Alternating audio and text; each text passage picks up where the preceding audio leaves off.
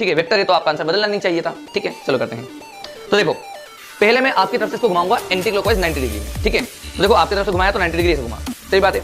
अब मैं अपनी तरफ से घुमाऊंगा 90 डिग्री एंटी क्लॉकवाइज में। ठीक है, तो मैंने इस तरह से घुमाया, तो देखो आपके सामने क्या निकला, नंबर 2। आपके सामने क्या है, नंबर 2। सही बात है, ऐसा सही। तो बेटा तुम्हारे पास 3 आ रहा है, 2 तो नहीं आ रहा है ना, 2 तो नहीं आ रहा है ना। फिर ये क्यों हुआ? जब a plus B B plus A के बराबर होता है, तो जब मैंने 90 डिग्री पहले तुम्हारा लिया फिर मेरा लिया था तो 2 आया था, तो फिर मेरा पहले लेने पर और आपका बाद में लेने पर 3 क्यों आया, ये बता दो। तो यही चीज आपको ये सोचने में विवश कर देती है कि ये एक वेक्टर क्वांटिटी नहीं है, क्योंकि अगर ये सर्कुलर मोशन जितने भी होते हैं वो यूनिफॉर्म नहीं होते। ये बात आप गांठ बांध ले, चाहे कुछ भी हो जाए, चाहे इसका ओमेगा कांस्टेंट हो चाहे ना हो, कुछ भी दे दिया जाए, ये ध्यान रखना हमेशा कि कोई भी सर्कुलर मोशन यूनिफॉर्म मोशन नहीं होता है।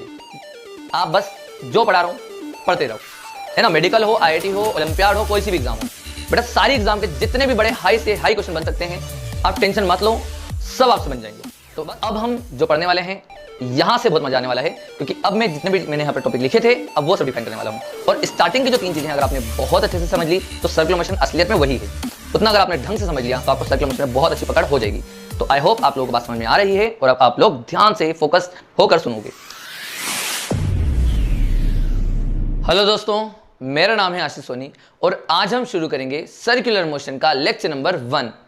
तो दोस्तों, सर्कुलर मोशन जो टॉपिक है वो बहुत ही इंपॉर्टेंट टॉपिक है, ये बात ध्यान रखना, क्योंकि इस टॉपिक का अस्तित्व आपको 11th ही नहीं बल्कि 12th में भी अच्छी तरह से मिल जाएगा। मतलब कि 11th के चैप्टर्स को तो ये कवर करता ही है, साथ ही ये 12th के चैप्टर में भी कवर करेगा और ये 12th के एंड तक चलेगा, मतलब मॉडर्न फिजिक्स तक। मतलब कहीं ना कहीं इसका आपको क्वेश्चन मिलाकर बना दिया जाएगा, ये बात ध्यान रखना। तो मतलब आपको समझ में तो आ गया होगा कि इस टॉपिक को छोड़ा तो नहीं जा सकता, इससे दूर नहीं भागा जा सकता। क्यों? क्योंकि ये किसी भी टॉपिक के अंदर घुस सकता है, ये बात ध्यान रखना। ये किसी भी टॉपिक के अंदर आ सकता है भैया। सर्कुलर मोशन आपको अच्छे से करना ही पड़ेगा, ये तो कंपलसरी है ना, कोई ऑप्शन नहीं है इसका दूसरा। ठीक है, आपको ये करना है। दूसरी बात, आपको सर्कुलर मोशन पढ़ना है तो बच्चों मैं आपको बिल्कुल बेसिक तरीके से बता दूंगा, ठीक है। और पहले मैं आपके दिमाग में एक पाथ बता देता हूं कि किस तरह से हमें आगे बढ़ना होगा, ठीक है। तो चलिए शुरू करते हैं। देखिए ऐसा है कि सर्कुलर मोशन के बच्चों हम 3 पार्ट में पढ़ेंगे। सर्कुलर मोशन को हम 3 पार्ट में पढ़ेंगे। एक होगा बेसिक सर्कुलर मोशन, एक होगा हॉरिजॉन्टल सर्कुलर मोशन और एक होगा वर्टिकल सर्कुलर मोशन। सिंपल सी बात है, ठीक है। 3 यहां पर पार्ट है। तो बेटा जो बेसिक सर्कुलर मोशन है इसमें हम काइनेमेटिक्स वाला पार्ट कवर करते हैं। एक्चुअली ये काइनेमेटिक्स वाला पार्ट कवर करते हैं इसमें, है ना, काइनेमेटिक्स। तो ये बेसिक सर्कुलर मोशन में हम बिल्कुल बेसिक बातें करेंगे। मतलब एंगुलर पोजीशन क्या है, एंगुलर वेलोसिटी क्या है, एंगुलर एक्सेलरेशन क्या है, इन तीनों का रिलेशन लीनियर से कैसा होता है ना, v equal to omega r क्या है। यहाँ पर हम बिल्कुल बेसिक बातें कवर करेंगे, ठीक है। और थोड़ा सा डेप्थ में भी घुसेंगे कि कौन सी चीज क्या क्या होती है, बिल्कुल डेप्थ में। और जब ये कवर हो जाएगा, ये कंप्लीट हो जाएगा, फिर हम शुरू करेंगे हॉरिजॉन्टल सर्कुलर मोशन। और ये वाला जो पार्ट है और वर्टिकल सर्कुलर मोशन जो पार्ट है, बेटा ये वाले जो दोनों पार्ट है ना, ये डायनेमिक्स में आते हैं। ये किस में आते हैं बेटा? आपके डायनेमिक्स में, ठीक है, डायनेमिक्स वाला पार्ट है। अब हॉरिजॉन्टल सर्कुलर मोशन जो है बच्चे, वो आपको पढ़ना होता है फ्रिक्शन के बाद। वो कब पढ़ना होता है आपको फ्रिक्शन के बाद, आफ्टर फ्रिक्शन के बाद ये पढ़ना होगा, ठीक है। यहां लिख देते हैं हम आफ्टर फ्रिक्शन, ठीक है, आफ्टर फ्रिक्शन। और वर्टिकल सर्कुलर मोशन जो है ना, ये आपको WPE के बाद पढ़ना होता है। WPE मतलब work power energy, after WPE, ठीक है। इसके बाद आपको ये वर्टिकल सर्कुलर मोशन पढ़ना होता है दोस्तों, ठीक है। अभी बात क्लियर हो रही है? फिर से मैं बता रहा हूं बच्चे, देखो क्या हुआ, हमें बेसिक सर्कुलर मोशन पहले पढ़ना होगा, ये बात ध्यान रखना। बेसिक कवर होगा तभी हम आगे बढ़ पाएंगे, पहले बात तो ये है। तो पहले हमें बेसिक पढ़ना है, फिर उसके बाद मतलब पहले काइनेमेटिक्स वाला पार्ट होगा, फिर उसके बाद डायनेमिक्स वाला पार्ट होगा। और डायनेमिक्स के अंदर क्या क्या आता है? हॉरिजॉन्टल सर्कुलर मोशन और वर्टिकल सर्कुलर मोशन। सही बात। हॉरिजॉन्टल सर्कुलर मोशन को बच्चे, हॉरिजॉन्टल सर्कुलर मोशन को मतलब आप ये समझो कि हॉरिजॉन्टल सर्कुलर मोशन में हम फोर्सेस के बारे में डील करेंगे, मतलब, ठीक है। और वर्टिकल सर्कुलर मोशन में मेनली हम एनर्जी से डील करते हैं, ये बात ध्यान रखना, है ना। यहां पर हमारे पास हॉरिजॉन्टल सर्कुलर मोशन ऐसा नहीं है कि सिर्फ हॉरिजॉन्टल ही होगा, ऐसा नहीं है। हॉरिजॉन्टल सर्कुलर मोशन में सिर्फ हॉरिजॉन्टल ही होगा, ऐसा नहीं है। इसमें मेजर पार्ट हॉरिजॉन्टल है, इस तरह से बोल सकते हो, मेजर पार्ट हॉरिजॉन्टल होगा, है ना। और इसमें एनर्जी का यूज नहीं होता, इसमें सिर्फ आपको फोर्सेस से काम करना होता है। और वर्टिकल सर्कुलर मोशन में आपको एनर्जी से काम करना होता है। क्या ये बात समझ में आ रही है? क्या बोला हमने? फिर से जल्दी से सुन लो। बेसिक पढ़ेंगे, फिर फ्रिक्शन के बाद जो हमें पढ़ना चाहिए, मतलब ये वाला, इसके पढ़ने के लिए बेटा, इन दोनों को पढ़ने के लिए हमें ये पढ़ना जरूरी है, ये बात ध्यान रखना। दूसरी बात, अगर आप लोगों ने इस वाले को अच्छे से कर लिया, बिल्कुल एकदम अपना दोस्त बना लिया, बिल्कुल पक्का अच्छे से, ठीक है, बहुत अच्छे से कर लिया आप लोगों ने। तो भाई साहब ये मेरी श्योरिटी है कि आपको इन दोनों में दिक्कत नहीं आ सकती, आपको इन दोनों में दिक्कत नहीं आएगी, ठीक है। और डोंट वरी, इसमें माहिर तो मैं आपको यूं ही बना दूंगा, आपको पता भी नहीं चलेगा आप कब इसमें बहुत ज्यादा माहिर हो गए हो, है ना, बिल्कुल एकदम तबीयत से पढ़ा देंगे आपको ये वाली चीज। क्लियर, पक्का। चलिए, तो आई थिंक आपको इतना इंट्रोडक्शन काफी होगा, है ना, और मैंने इसकी इंपॉर्टेंस आपको बता दी है। आईआईटी में सिलेक्शन चाहिए ना, आपको चाहिए ना, तो बच्चे एक बात ध्यान रखना, सर्कुलर मोशन को बहुत अच्छे से करके जाना, क्योंकि ये 11th ही नहीं बल्कि 12th में भी बहुत काम आने वाला है, हर जगह पर काम आने वाला है, ये बात ध्यान रखना। कोई सा भी क्वेश्चन इससे मिला के बनाया जा सकता है, मैं आपको फिर से बोल रहा हूं, इसको आप छोड़ नहीं सकते, आपके पास ऑप्शन ही नहीं है, आपके पास एक ही ऑप्शन है कि इसको करना है, वो भी बहुत अच्छे से करना है, ठीक। चलिए, तो इसी के साथ साथ मैंने आपको ये भी बता दिया है कि हमें अब क्या क्या पढ़ने वाले हैं, मतलब फ्रिक्शन के बाद हम पढ़ेंगे forces, circular motion, horizontal circular motion, और फिर हम डब्ल्यूपी चालू करेंगे, और उसके बाद होगा अपने पास वर्टिकल सर्कुलर मोशन। इसी तरह से हम मैकेनिक्स में आगे बढ़ेंगे और सेंटर ऑफ मास और फिर रोटेशन में आ जाएंगे। रोटेशन पूरी मैकेनिक्स का एक गॉड फादर है, आप इस तरह से समझ लो, है ना, वही सबसे ऊपर है। और उसको पढ़ने के लिए आपको इन सब चीज़ों को अच्छे से पढ़ना होता है, और जब जिस बच्चे की ये सब चीज़ अच्छे से हो जाती है ना, उसका रोटेशन वैसे भी बहुत तगड़ा हो जाता है। समझ में आ रही बात, पक्का। चलिए, तो अपन शुरू करते हैं।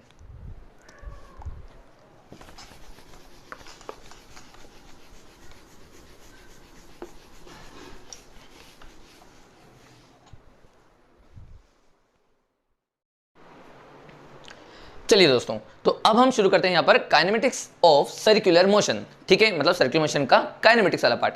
अब क्योंकि हम सर्कुलर मोशन का काइनेमेटिक्स वाला पार्ट पढ़ने जा रहे हैं, तो एक बार जल्दी से रिवाइज कर लेते हैं कि काइनेमेटिक्स में हमने स्टार्टिंग कैसे करी थी। याद करो दोस्तों, सबसे पहले हम लोगों ने वहां पर पोजीशन डिफाइन करी, है ना, पहले वहां पर हमने पोजीशन डिफाइन करी कि पोजीशन क्या होती है, ऊपर वाले को पॉजिटिव, नीचे वाले को नेगेटिव, आगे वाले को पॉजिटिव, पीछे वाले को नेगेटिव, हमने इस तरह से डिफाइन करा, है ना। और फिर हमने देखा वहां पर कि पोजीशन क्या होता है, डिस्प्लेसमेंट क्या होता है ना, वेलोसिटी क्या होती है, एक्सेलरेशन क्या होता है, और फिर हम लोगों ने वहां पर इनके रिलेशंस पढ़े, और फिर हमने जनरल इक्वेशन ऑफ मोशन पढ़ी, और फिर हम इस तरह से हम आगे बढ़ते गए। सही बात है। अच्छा, जब हम 2D में पहुंचे तो हमने 2D पे क्या करा, हमने वापस से डिफाइन करा क्या ये सब, तो हमने नहीं करा था। हमने 2D को सीधे से ये बोला कि जो 2 डायमेंशन है भाई साहब, वो 2 1 डायमेंशन का कॉम्बिनेशन है, मतलब एक एक्स एक्सिस और एक वाई एक्सिस, है ना, एक एक्स एक्सिस की 1D मानो, एक वाई एक्सिस की 1D मानो, और इन दोनों को मिला लोगे तो वो कॉम्बिनेशन 2D कहलाएगा। सही बात है। अच्छा, उसमें कमाल की बात भी थी कि एक्स एक्सिस की तरफ प्रोजेक्टाइल का हॉरिजॉन्टल कंपोनेंट कांस्टेंट भी हुआ करता था। ये बात सही है ना सर, ये आप क्यों बता रहे हो, तो आपको सारी चीजें पूरी की पूरी क्लियर होने वाली है, बस आप मेरी बात को ध्यान से सुनते चलो। ये मैं क्यों बता रहा हूं, क्योंकि आप लोग इससे लिंक कर लोगे, अभी थोड़ी ही देर में सब लिंक कर लोगे, है ना। जिस तरह से हमने स्टार्टिंग बताई, काइनेमेटिक्स में हमने स्टार्टिंग कैसे करा, वो सब यहां पर काम आने वाला है, ठीक है। और फिर 2D में हमारे पास फायदा क्या था कि हॉरिजॉन्टल कंपोनेंट कांस्टेंट था और वर्टिकल कंपोनेंट उसमें वेरिएबल हो रहा था, इसलिए हमने उसके दो, मतलब उस कॉम्बिनेशन को 2 1D का हमने एक कॉम्बिनेशन माना और सोल्व कर दिया, हमको कोई दिक्कत नहीं, ठीक है। अब ध्यान से समझना। अब बेटा अगर मैं सर्कुलर मोशन को डिफाइन करूं तो देखो ध्यान से क्या होगा। अच्छा, एक बात बताओ, कोई सर्कुलर मोशन की डेफिनेशन पूछेगा फिजिक्स के हिसाब से तो क्या बोलोगे? सिंपल सी बात है कि सर जो भी चीज़ सर्कुलर में घूम रही होगी सर, तो वो सर्कुलर मोशन कहलाएगी हमारे लिए, और क्या। बिल्कुल सही बात है ना, बड़ा सिंपल सी कहानी है। चलिए, अब मुझे बताइए, जैसे मान लो एक तुमने सर्कल बनाया है यहाँ पर, ये अपने पास सर्कुलर मोशन हो गया, ठीक है। और मान लो इस सर्कल में कोई एक पार्टिकल घूम भी रहा होगा, इस सर्कल में कोई पार्टिकल घूम भी रहा होगा, तो एक काम करते हैं, जिस तरह से हमने पहले 2D के लिए करा था ना, 2D में हमने क्या करा था, 2 1D के कॉम्बिनेशन बनाए थे। चलो इसमें बना के देखते हैं एक बार क्या होता है, ठीक है। तो हमने भैया इसको बोल दिया एक्स एक्सिस, इसको बोल दिया वाई एक्सिस, और मान लो क्योंकि वो सर्कल में घूम रहा है पार्टिकल, तो वो यहाँ पर अब मान लो P पॉइंट पर आ गया इस तरह से, ठीक है। तो सबसे पहली बात कि इसकी वेलोसिटी का डायरेक्शन कैसा होगा, तो पहले तो हम लोग इसकी वेलोसिटी का किस तरह से बनाएंगे, पहले ये बताओ वेलोसिटी किस तरह से बनेगी, तो वो इस तरह से बनेगी। सर ये कैसे बनाया आपने, तो याद करो बच्चों, काइनेमेटिक्स में हम लोगों ने क्या पढ़ा था कि किसी भी कर्व्ड पाथ में अगर पार्टिकल चल रहा हो, सिंपल सी बात है ना, वो जो हमने काइनेमेटिक्स से पढ़ा था वही बात बता रहे हैं। किसी भी कोई भी पार्टिकल किसी भी कर्व्ड पाथ में जा रहा है तो उस पे बनाई गई टेंजेंट ही उसकी वेलोसिटी का डायरेक्शन होगी, उस पे बनाई गई टेंजेंट ही उसकी वेलोसिटी का डायरेक्शन होगी। तो सिंपल सी बात है, ये इसका वेलोसिटी हो गया। अब मेरा आपसे एक क्वेश्चन है कि यार 2D में तो फिर भी हमारे पास वेलोसिटी के एक कंपोनेंट कांस्टेंट था, है ना। यहां पर पता है दिक्कत क्या है, यहां पर दिक्कत यह है कि इसके अंदर तुम देखोगे तो इसके दोनों ही कंपोनेंट वेरिएबल है। आप देखो ध्यान से, Vx and Vy both are variable, दोनों ही वेरिएबल है यहाँ पर। सर ये कैसे? आप देखो, जब यहाँ पर होगा पार्टिकल तो सिर्फ y होगा, मतलब वेलोसिटी का सिर्फ y वाला कंपोनेंट। यहाँ देखोगे तो वो सिर्फ x वाला कंपोनेंट होगा, यहाँ फिर बदलेगा, यहाँ फिर बदलेगा, और इनके पूरे दौरान पर बदलता ही रहेगा। मतलब यहाँ पर ये चीज़ हो गई कि हमारी वेलोसिटी के दोनों ही कंपोनेंट बदल रहे हैं। प्रोजेक्टाइल में तो फिर भी एक कंपोनेंट कांस्टेंट था, अब यहाँ पर तो क्या दोनों ही बदल रहे हैं। तो पहली बात तो हमें दो वेरिएबल से डील करना पड़ जाएगा अगर वेलोसिटी भी लिखना हुआ। अच्छा सोचो, अगर वेलोसिटी में दो वेरिएबल है तो एक्सेलरेशन में भी फिर से दो वेरिएबल आ जाएंगे। सही बात है। अच्छा इसी तरह से अगर कोई पोजीशन पूछ ले तुमसे तो सर पोजीशन में भी तो दो ही वेरिएबल होंगे ना फिर तो, क्योंकि सर अगर मैं बोलूँ ये वाला पोजीशन अगर ये डिफाइन करूँ मैं, तो बेटा ये हो जाएगा x और ये हो जाएगा y। तो यहाँ पर तुम्हारे पास अंडर में x² + y² उसका डिस्टेंस यहाँ पर से बता दोगे, वो तो ठीक है, कोई दिक्कत नहीं है ना। मगर फिर से x वेरिएबल और y भी वेरिएबल, दिक्कत आ गई फिर से। सही बात है क्या?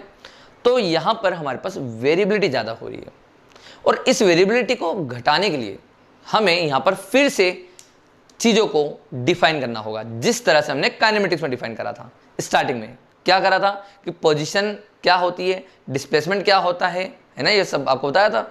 वेलोसिटी क्या होती है, एक्सेलरेशन क्या होता है, इस तरह से। तो यहाँ पर इन सबको दो वेरिएबल हैं, है ना, दोनों ही चीज़ वेरिएबल हो रही है, पोजीशन वेरिएबल हो रही है, इसलिए हमें यहाँ पर चीज़ों को डिफाइन करने की आवश्यकता पड़ी। तो अब जिस फॉर्म में मैं यहाँ पर जो आवश्यकता की पूर्ति के लिए मैं यहाँ पर जो लिखने जा रहा हूँ कि हमें क्या क्या चीज़ों की जरूरत पड़ने वाली है, उसी वे में हम यहाँ पर इस टॉपिक को पढ़ते चलेंगे, है ना, इस सर्कुलर मोशन को पढ़ते जाएंगे। ठीक है, तो यही समझना कि हमारे पास यही वे होगा पढ़ने का। ठीक है, चलिए तो क्या क्या पढ़ना है अब देखो ध्यान से। सबसे पहले हमें जरूरत पड़ी कि इसकी एंगुलर पोजीशन क्या होती है। तो एंगुलर पोजीशन को हमने डिफाइन करा, याद करो फिर से, वहाँ पर सबसे पहले डिफाइन करी पोजीशन, यहाँ पर करी एंगुलर पोजीशन, फिर वहाँ पर डिफाइन करी वेलोसिटी, तो यहाँ पर डिफाइन करेंगे एंगुलर वेलोसिटी, एंगुलर वेलोसिटी।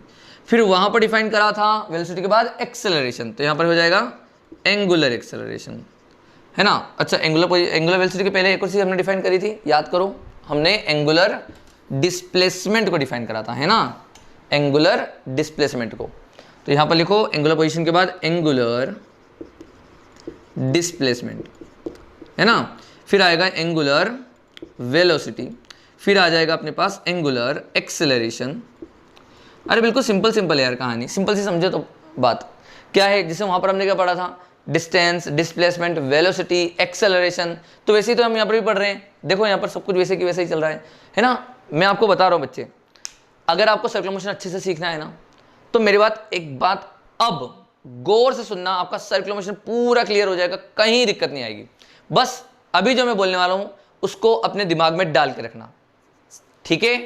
चलिए, तो याद रखना, अगर सर्कुलर मोशन अच्छे से करना है हमें, तो हम जिस तरह से काइनेमेटिक्स में पढ़ते चले ना, उस तरह से हम अब सर्कुलर मोशन में चलते रहेंगे। जैसे यहाँ पर की पोजीशन हमारे लिए एंगुलर पोजीशन होगी, यहाँ का डिस्प्लेसमेंट हमारे लिए अब एंगुलर डिस्प्लेसमेंट यहाँ पर बनेगा अलग से। यहाँ पर हमने डिफाइन करी वेलोसिटी, तो यहाँ पर एंगुलर वेलोसिटी, एक्सेलरेशन तो यहाँ पर एंगुलर एक्सेलरेशन। फिर जनरल इक्वेशन ऑफ मोशन हमने डिफाइन करी, तो यहाँ पर भी general equation of motion define होगी, ये बात ध्यान रखना। और क्वेश्चन भी बिल्कुल सिमिलर होते हैं। और फिर बाद में फाइनली, जैसे ये लीनियर वाला पाथ था, ये एंगुलर वाला पाथ था, है ना, और फाइनली हम लीनियर और एंगुलर को दोनों को मिक्स कर देंगे। सही बात है, बहुत अच्छा वे है ये पढ़ने का। चलिए अब अपन आगे बढ़ते हैं, ठीक है। तो हमने यहाँ पर ये चार चीज बता दी। अच्छा अब इसके बाद क्या पढ़ना होगा, देखो ध्यान से, एंगुलर एक्सेलरेशन हो गया, ठीक है। इसके बाद अपन बच्चे पढ़ लेंगे, पांचवा हम पढ़ लेंगे यहाँ पर general equation of motion, general equation of motion. Circular motion बोले तो ज़्यादा अच्छा होगा ना, सर्कुलर मोशन, ठीक है। फिर ये पढ़ेंगे, फिर सिक्स्थ में हम डिफाइन करेंगे टाइम पीरियड और किसको, फ्रीक्वेंसी को, ठीक है। इन दो चीज़ों को सीखेंगे। और सेवंथ हम बोलेंगे यहाँ पर, सेवंथ वाली चीज़ होगी इन सब के रिलेशन किससे, लीनियर से, तो मतलब रिलेशन विथ लीनियर, है ना, लीनियर।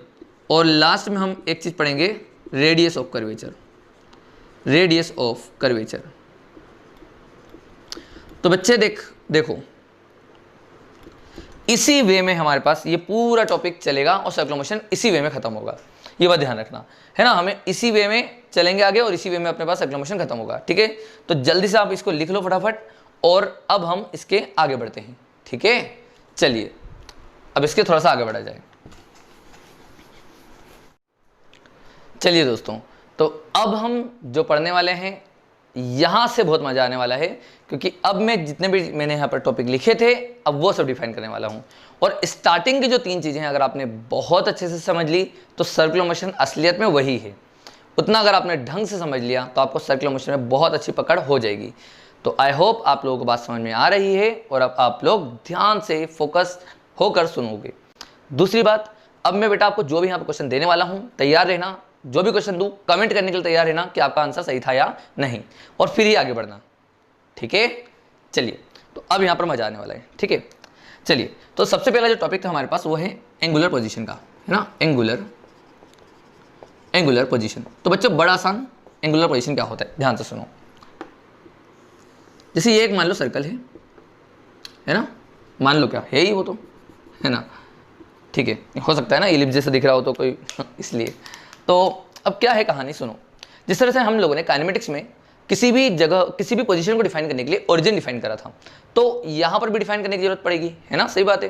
तो पोजीशन को डिफाइन करने के लिए किसी ओरिजिन की जरूरत पड़ेगी, तो हम लोगों ने उस चीज़ को यहाँ बोला और इसका नाम दिया हमने जीरो एंगुलर पोजीशन, है ना। तो बेटा इसको बोला हमने जीरो एंगुलर पोजीशन, मतलब कि ये भैया यहाँ पर कोई भी अगर पार्टिकल रहता है तो उसको हम बोलेंगे जीरो एंगुलर पोजीशन पर बैठा हुआ है। और अगर वो कभी ये मान लो यहाँ से उठकर यहाँ चला गया, ठीक है, यहाँ पर से उठ के यहाँ चला गया, तो बेटा ये वाला जो एंगल होगा ना इसको बोलेंगे अपन एंगुलर पोजीशन। इस फाई को बोलेंगे अपन एंगुलर, है ना, एंगुलर पोजीशन। बड़ा सिंपल है भैया, एंगुलर पोजीशन, ठीक है। ये बात समझ में आ गई, ठीक है, बहुत बढ़िया सर, है ना। आप इसको थीटा भी बोल सकते हो, कोई दिक्कत नहीं है ना। ऐसा मत बोलने लगना कि सर ये फाई क्या है सर, ये तो नई चीज़ आ गई, ठीक है।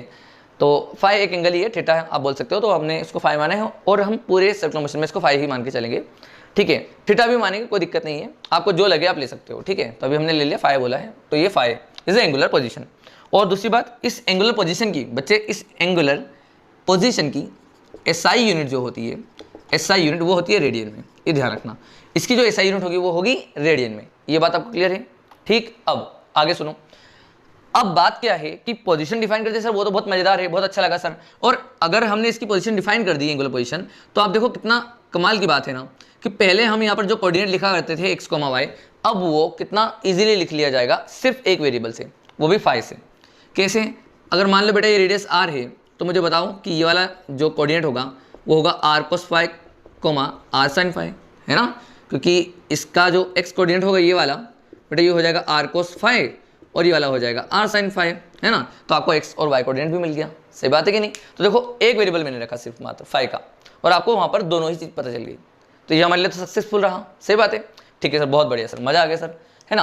अच्छा, इसमें एक चीज़ ये आई सामने कि जैसे सर आपने इस सर्कल में घूमने वाले पार्टिकल को यहाँ पर लाए, ठीक है सर, और वहाँ पर आपने उसको फाई एंगल दिया, ठीक है, और आपने कोऑर्डिनेट लिख दिया, बहुत बढ़िया सर। अब मान लो सर कि ये एग्जाम्पल के तौर पर ये 30 डिग्री एंगल है, तो सर अगर मेरा नीचे की तरफ घुमा हुआ अगर कोई पार्टिकल यहाँ पर भी है सर, वो भी 30 डिग्री एंगल होगा। मान लो अगर मैंने कभी एक एंगल ले लिया 30 डिग्री पर यहाँ पर, तो सर उसका कोऑर्डिनेट यहाँ पर होगा। मैं बोला बिल्कुल ठीक। तो आप बोलोगे सर तो ये वाली पोजीशन और ये वाली पोजीशन तो अलग अलग होना चाहिए। सुनना ध्यान से, सर ये वाली पोजीशन और ये वाली पोजीशन तो अलग अलग होना चाहिए ना, दिख रही है ना सर, ये वाली पोजीशन और ये वाली पोजीशन अलग अलग है सर्कल के अंदर। तो सर 30 डिग्री अगर मैं इसको ले लूँ तो सर आपके हिसाब से तो वो सेम दिख जाएगा, फिर क्या करें, सिंपल सी बात। फिर हमने एक और चीज़ डिफाइन करी, हमने ये बोला कि यार ये जो जीरो एंगुलर पोजीशन है ना, यहाँ से एंटी क्लॉकवाइज सेंस में, एंटी क्लॉकवाइज सेंस अभी समझते हो क्या anti clockwise sense? Clockwise sense कैसा होता है, ऐसा, ये होता है क्लॉकवाइज सेंस, है ना, आपकी तरफ से देखे तो ये इस तरह से होता है क्लॉकवाइज सेंस। क्लॉकवाइज सेंस मतलब कैसा, घड़ी, अरे घड़ी को ही तो हम बोलते हैं क्लॉकवाइज सेंस। जिस सेंस में घड़ी घूमती है, घड़ी का कांटा घूमता है ना क्लॉकवाइज सेंस में, क्लॉकवाइज उसका मतलब यही हुआ ना कि घड़ी का जो सेंस है वो क्लॉकवाइज सेंस है। तो उसके अपोजिट में बोल रहे हैं, घड़ी ऐसे घूमती है तो आपको ऐसे घूमना है, तो एंटी क्लॉकवाइज सेंस को बेटा अपन ने बोल दिया पॉजिटिव। तो भैया यहाँ से सब डिफाइन हो गया कि भैया यहाँ पर अगर हम बोले तो ये 0 डिग्री है मान लो, तो यहाँ पर आएंगे तो 90 डिग्री प्लस का, ये 180 डिग्री प्लस का, ये वाला 270 और ये वाला फिर से 360 डिग्री। तो सर हम जैसे मान लो यहाँ पर आ गए, तो सर हम इसको जो 270 डिग्री है, जो 270 डिग्री है सर, तो सर क्या उसको -90 लिखा जा सकता है? मैं बोलूँगा बिल्कुल लिखा जा सकता है, बिल्कुल लिखा जा सकता है। क्लियर है क्या? तो अब आपके पास देखो पोजीशन डिफाइन करना कितना आसान हो गया। अब जैसे तुम पहले बोल रहे थे कि सर यहाँ पर आपने 30 ले लिया, तो सर इन दोनों को डिफर होना चाहिए, बिल्कुल है। आप ऊपर +30 बोलना और नीचे के लिए बोलना -30, ठीक है। क्लॉकवाइज में जाओगे तो -30 और प्लस में जाओगे तो मतलब एंटी क्लॉकवाइज में जाओगे तो प्लस लिया जाएगा एंगल, ठीक है। बहुत बढ़िया सर। चलिए ये वाला कहानी अगर आपको पूरा पल्ले पड़ गया तो बहुत अच्छी बात है ना। अब अपन आगे बढ़ते हैं। अब देखो ये वाली कहानी अपने रख दी अलग। अब आपको ना मैं यहाँ पर छोटी मोटी चीज़ बताता हूँ जो कि आपको पता होना चाहिए। पहली बात तो ये है बच्चे कि अगर मान लो मैं आपसे ये कहूँ कि इस थीटा को और ये रेडियस है और ये आर्क है, इन तीनों के बीच में रिलेशन पता है क्या आप लोगों को? ये आपने 9th में पढ़ा होगा, जो कि ये होगा theta equal to arc upon radius. और नहीं पढ़ा था तो प्लीज़ इस तरह से नोट कर लो, theta equal to arc upon radius, angle equal to arc upon radius, ये होता है ना। ये वैसे 9th में आपने पढ़ा होगा, तो इस तरह से फिर भी आप नोट कर लो अगर नहीं पढ़ा है तो, ठीक है सर। बहुत बढ़िया। अब क्योंकि बेटा उसकी एसआई यूनिट रेडियन में होती है, रेडियन में होती है, तो उसके अपने पास उसके लिए कुछ रिलेशन भी होना चाहिए, है ना। तो सुनो, एक पूरे रिवॉल्यूशन में कितना रेडियन होता है, तो ध्यान से समझना कि 1 रिवॉल्यूशन बेटा होता है 2 पाई रेडियन, है ना। ये काम आएगा आपको कन्वर्ट करने के लिए, ये बात ध्यान रखना। जिस तरह से हम आगे जब उधर थे तो हम किलोमीटर पढ़ते थे, फिर हम इसको मीटर में कन्वर्ट करते थे, तो यहाँ पर भी चीज़ें ऐसी हैं कि जैसे अगर रिवॉल्यूशन है तो आपको कन्वर्ट करना है ना, तो रेडियन में कन्वर्ट करना है। आपका ऐसा यूनिट क्या है बेटा? रेडियन, है ना। तो 1 रिवॉल्यूशन में कितना रेडियन होता है? तो बोलना 2 पाई रेडियन। 1 रिवॉल्यूशन में 2 पाई रेडियन। और या बोला अपन 360 डिग्री, तो अगर आपको डिग्री में दे दे, रिवॉल्यूशन में दे दे, आप रेडियन में कन्वर्ट कर सकते हो। बहुत बढ़िया सर, अच्छा लगा, है ना। और 1 डिग्री को हम क्या बोल सकते हैं सर? 1 डिग्री को हम बोल सकते हैं सर π/180 रेडियन, है ना। π/180 रेडियन, इस तरह से हम बोलेंगे। क्लियर है क्या? है ना। 1 डिग्री इजिकल टू π/180, 2 π/360 मतलब π/180। क्लियर? एक तो ये हो गया। अच्छा, इसमें और भी चीज़ें होती हैं, जिसमें आपको यहाँ पर लिख देता हूँ, यहाँ पर अलग से एक्स्ट्रा में लिख देता हूँ आप लोगों के लिए, है ना। वो ये है कि 1 डिग्री जो होती है बेटा, वो 60 मिनट और 3600 सेकेंड के बराबर होती है। इसको बोलते हैं मिनट और इसको बोलते हैं सेकेंड, ठीक है। ये भी ध्यान रखना आप लोग, ठीक है। और 1 मिनट का मतलब होता है 60 सेकेंड, ठीक है। तो ये रिलेशन भी आप लोग याद रखोगे तो आपको बहुत काम आएगा ये सब भी, ठीक है। बहुत काम तो नहीं बोलेंगे, मगर आपको यार ये जो चीज़ें हैं ना आपको पता होना चाहिए, बिल्कुल बेसिक है ना, आप लोगों को पता होना चाहिए, ठीक है। बहुत बढ़िया सर। तो एक काम करा जाए, मैं आपको इसके ऊपर थोड़ा सा बेस्ड एक छोटा सा बिल्कुल क्वेश्चन करा देता हूँ जो इन पर बेस्ड होगा, है ना, एंगल पर बेस्ड। तो जल्दी से हम एक काम करते हैं, फटाफट एक छोटा सा क्वेश्चन ले लेते हैं और आप लोगों को बेटा उसका आंसर करना है, ठीक है। जल्दी से करना और बताना सही है कि नहीं, और अपनी ईमानदारी बच्चे अपने साथ, ठीक है। सब तैयार हो जाओ बच्चे। हमने बोला मान लो कि convert this angle into degree, है ना। इसको सिंप्लीफाई कर दो, मतलब इस एंगल को सिंप्लीफाई कर दो। क्या लिखा है एंगल लिखा है 15 डिग्री 11 मिनट और 13 सेकेंड। तो इसको डिग्री में कन्वर्ट करके दिखाओ, असलियत में कितना डिग्री है ये। कन्वर्ट करो जल्दी से, चलो जल्दी से कन्वर्ट करो, जल्दी करो।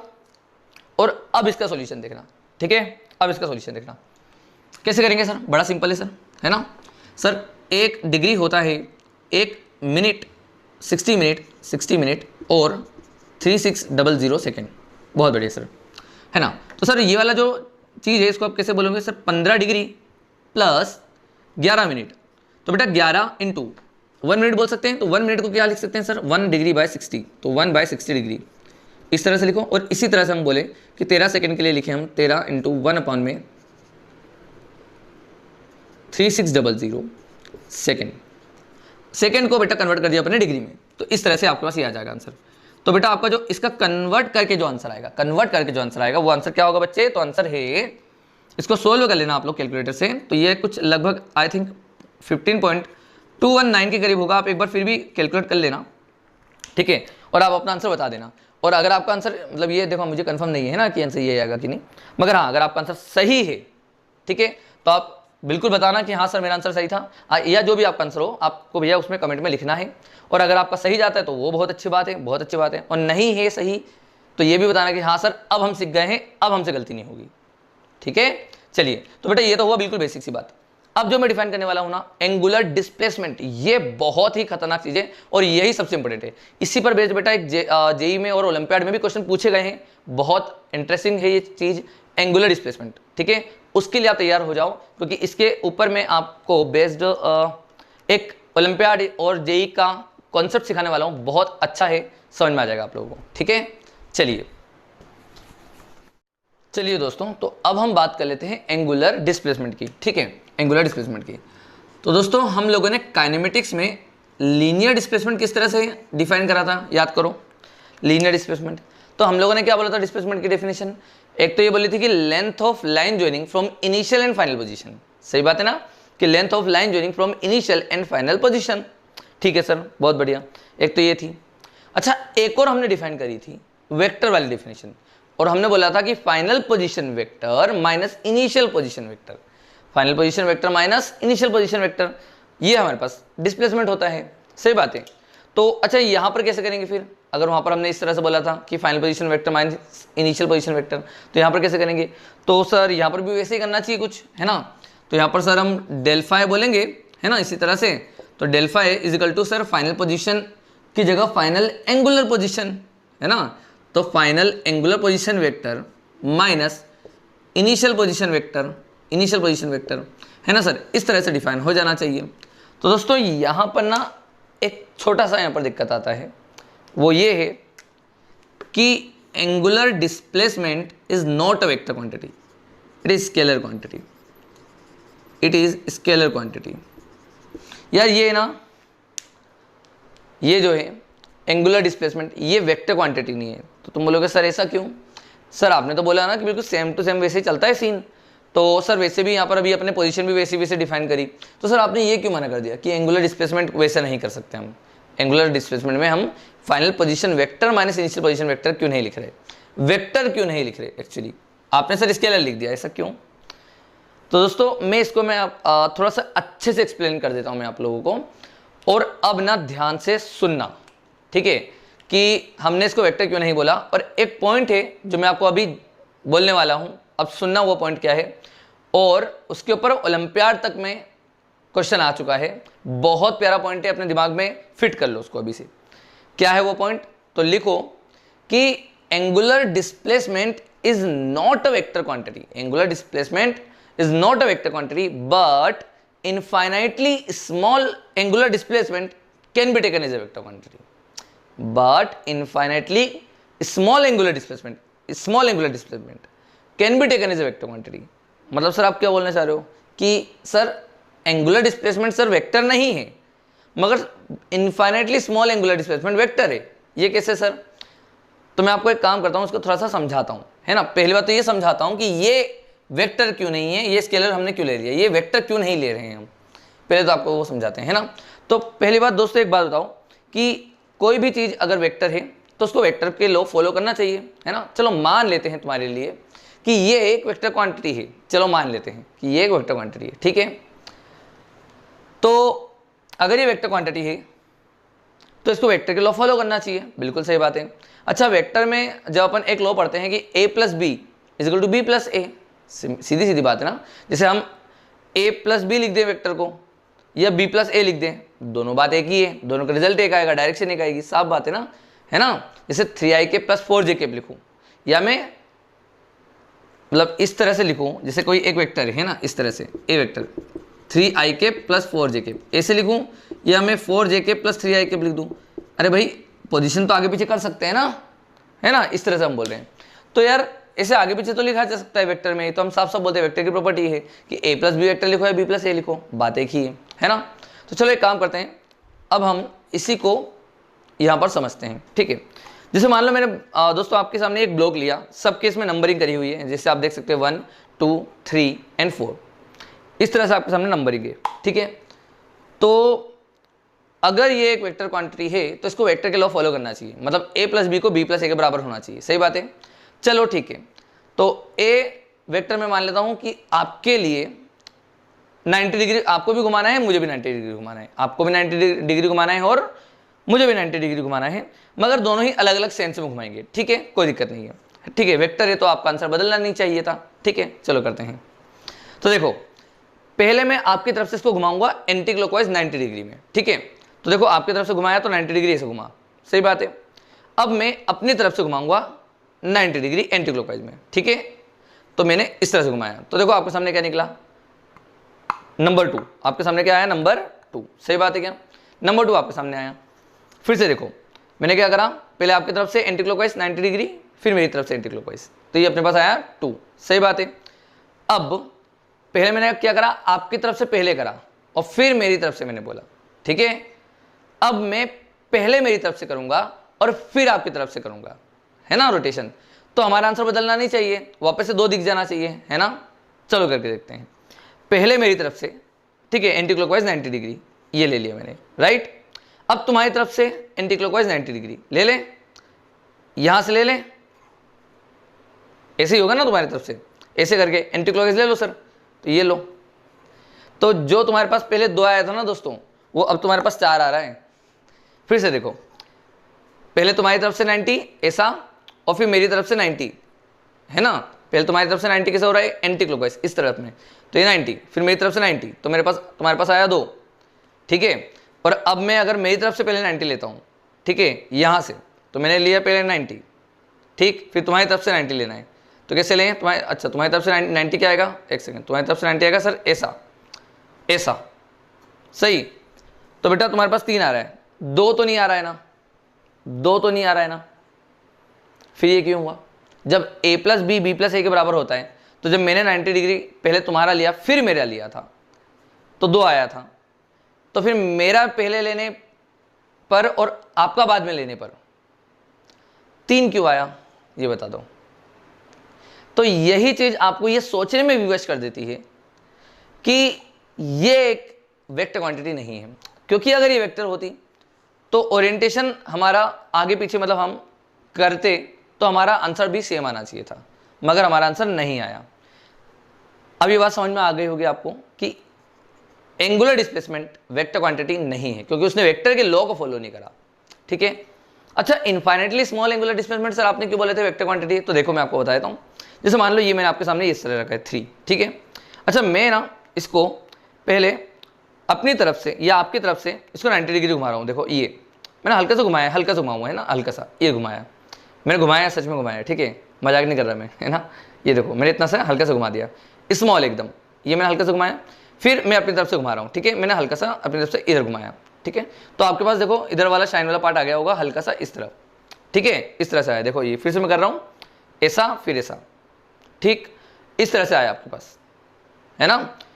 अब मैं पहले मेरी तरफ से घुमा देता हूँ, ठीक है, पहले मेरी तरफ से, तो मेरी तरफ से घूमेगा ये कैसे, इस तरफ एंटी क्लॉकवाइज, तो इस तरफ आया, और फिर आपकी तरफ से तो इस तरफ आया, देखो वही वाला आ गया, सही है। तो जब मैंने स्मॉल एंगुलर डिस्प्लेसमेंट करी ना दोस्तों, तो आपके पास स्मॉल एंगुलर डिस्प्लेसमेंट करते समय ये चीज़ सेम रही, मतलब वो वेक्टर को फॉलो कर गई, मगर लार्ज एंगल में ऐसा नहीं हुआ।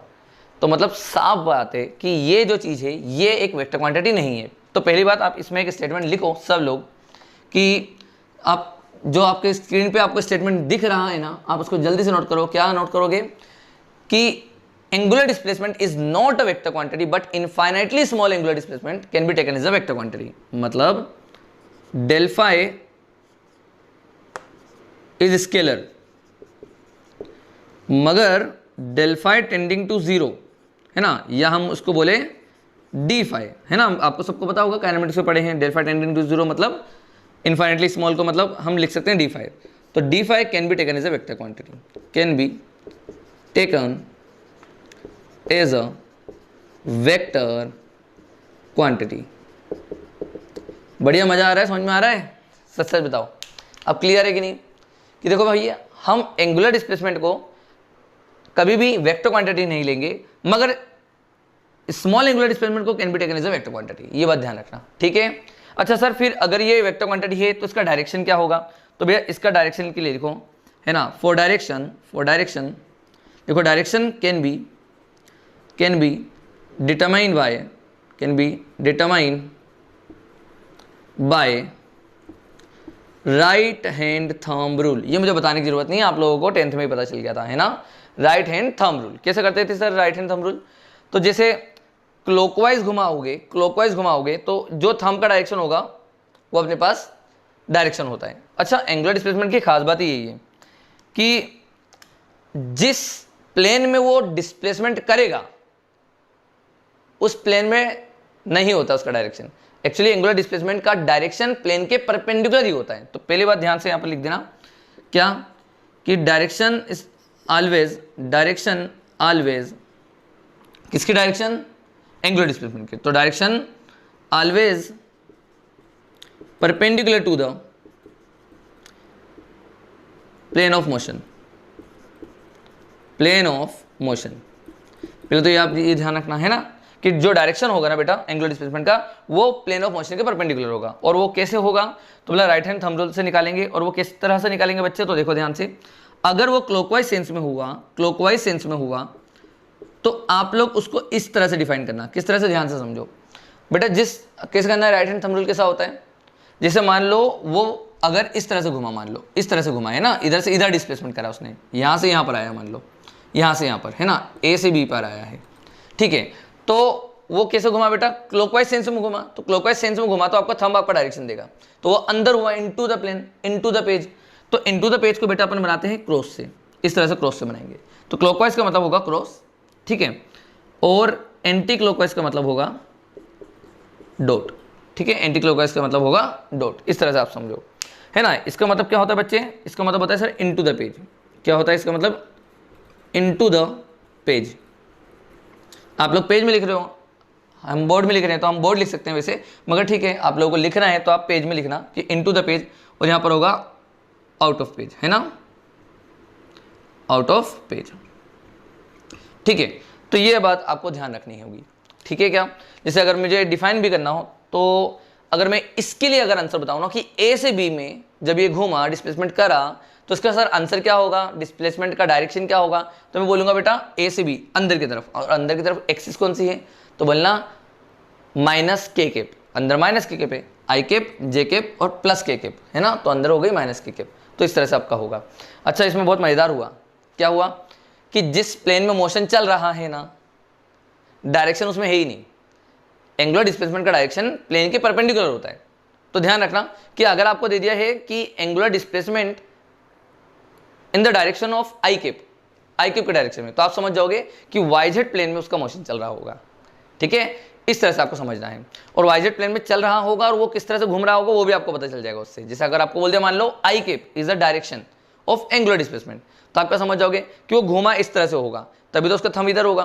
तो मतलब उसका इस तरफ से देखेंगे तो वो क्लॉकवाइज सेंस में घूम रहा होगा वाईजेड प्लेन में। समझे बात, पक्का। तो ये था ऑल अबाउट एंगुलर डिस्प्लेसमेंट। और इसका भी सब कुछ वही है, रेडियन है, सब कुछ है, ठीक है।